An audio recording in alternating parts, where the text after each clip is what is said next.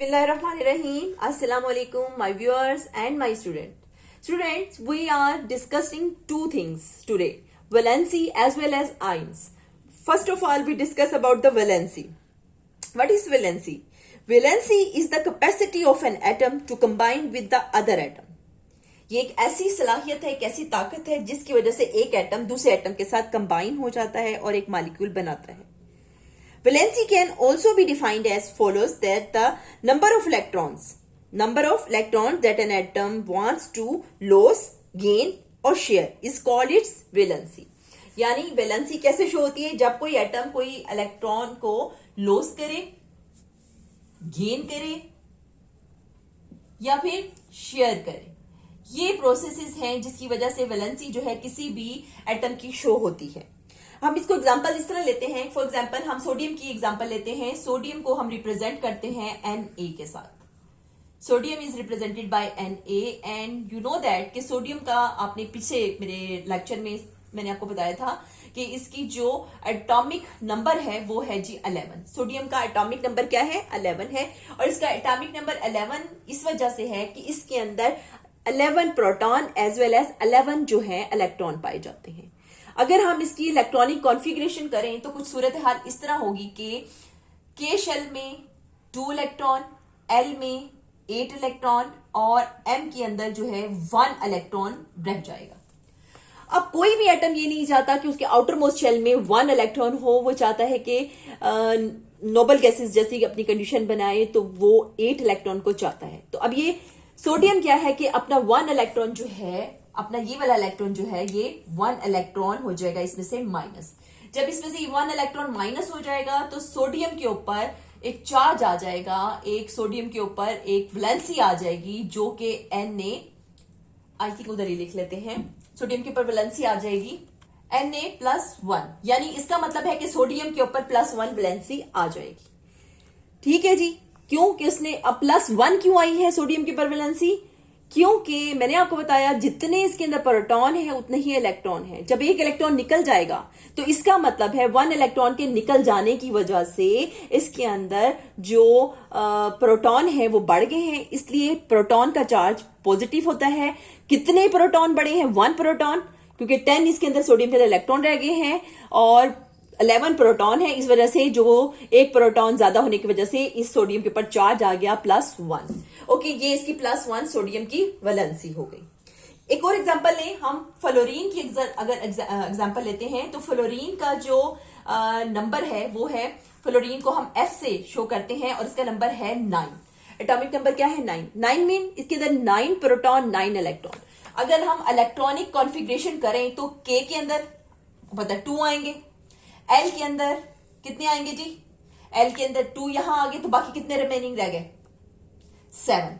2 and 7 9 हो गए. तो इसका मतलब है इसके अंदर L के अंदर ज्यादा से ज्यादा 8 इलेक्ट्रॉन होने चाहिए, लेकिन यहां पर 7 है, 1 इलेक्ट्रॉन कम है.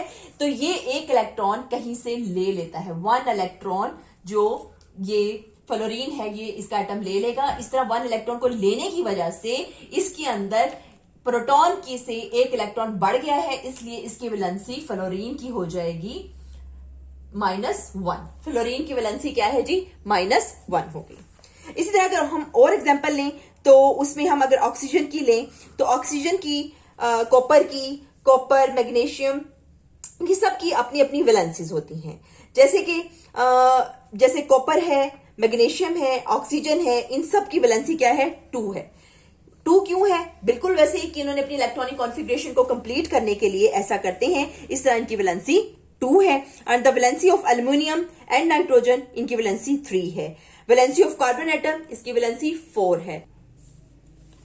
अब बाकियों की जैसे कि मैंने आपको बताया कि किसी की वैलेंसी जो है ऑक्सीजन की मैंने आपको बताया, मैग्नीशियम की आपको बताया 2 है. इसी तरह नाइट्रोजन की, एल्युमिनियम की, इनकी 3 है और कार्बन की 4 है.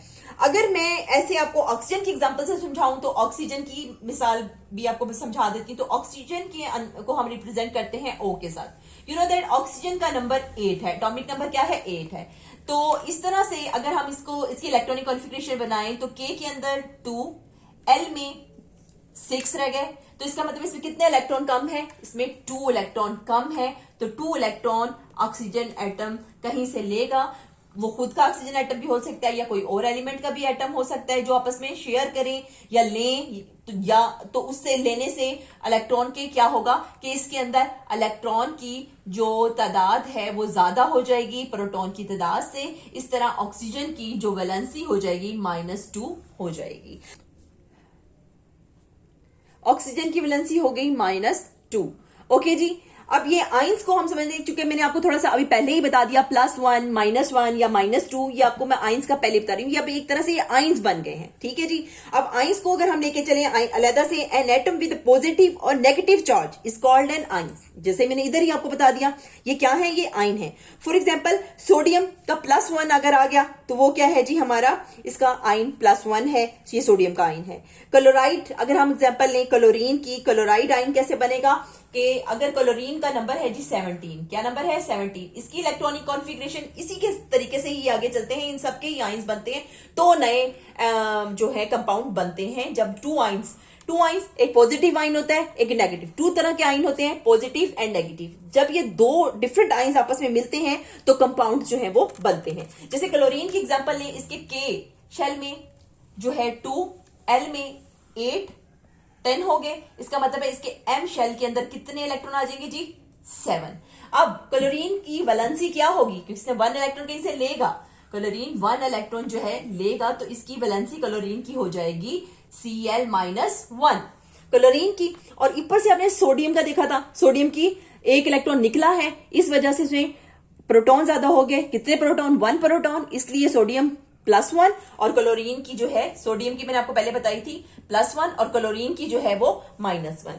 इस तरह अगर ये सोडियम एंड क्लोराइड जो है आपस में मिल जाए, एक दूसरे को ये तबादला कर लें, यानी ये क्लोरीन जो है इसको इससे ले एक इलेक्ट्रॉन, और क्लोरीन जो है इसके साथ जो है एक ले लेगा, तो इसके ऊपर +1 चार्ज दे देगा और इसके लेने की वजह से इसके ऊपर -1 आ जाएगा, इसने दिया है। इस तरह ये दोनों आपस में एक लॉस करने से और गेन करने से एक तो आइंस आ गए, दूसरा ये सोडियम क्लोराइड बन जाएगा। आगे इसका पूरा भी है, इसी तरीके से कंपाउंड जो है ये बनते हैं। सोडियम ने क्लोरीन को अपना एक एटम दे दिया, तो उसकी वजह से क्या हुआ, क्लोरीन को सोडियम ने अपना एक इलेक्ट्रॉन दे दिया है सोडियम ने, इसलिए इसके ऊपर +1 और क्लोरीन ने लिया इसका -1। और इस तरह से ये जो है आइंस आपस में जो है कंपाउंड बन जाते हैं। और भी आइंस पाए जाते हैं, जैसे ये अभी इसके ऊपर -1 आया तो इसको हम बोलेंगे क्लोराइड आइन। क्या कहेंगे इसको हम, क्लोराइड आइन। और ये है सोडियम आइन। उसके अलावा कॉपर आइन, कॉपर आइन को हम Cu से रिप्रेजेंट करते हैं, Cu+2 इसका होता है, Cu+2 होता है, ये कॉपर आइन है। इसी तरह ये सारे जो आइंस हैं ये आपस में जब मिलते हैं तो ये कंपाउंड बनाते हैं। When an atom releases its 1 or more electrons from the outermost shell, the number of protons more than that of electrons, it becomes positive ions, और इसको हम केटाइन बोलते हैं। क्या बोलते हैं, केटाइन। ओके जी, जो पॉजिटिव आइन बोलते हैं इसको केटाइन बोलते हैं। When an atom absorbs 1 or more electrons in the outermost shell, if the number of electron increases, it becomes negative ions, और इनको हम एनाइन बोलते हैं। क्या बोलते हैं जी, एनाइन। केटाइन जिन पे पॉजिटिव चार्ज होता है और एनाइन जिन पर के नेगेटिव चार्ज होता है। इस तरह से ये आइंस आ जाते हैं, इट बिकम नेगेटिव और एनाइंस, और पॉजिटिव हो तो वो cations. Okay okay student, I write here some cations and anions. Cations जिनके ऊपर पॉजिटिव आइन है और एनाइन जिनके ऊपर के नेगेटिव आइंस है। Hydrogen, sodium, silver, magnesium, aluminium. Hydrogen +1 आइन है, सोडियम का Na+1, ये मैंने आपको पहले बताया है कि सोडियम का +1 कैसे है।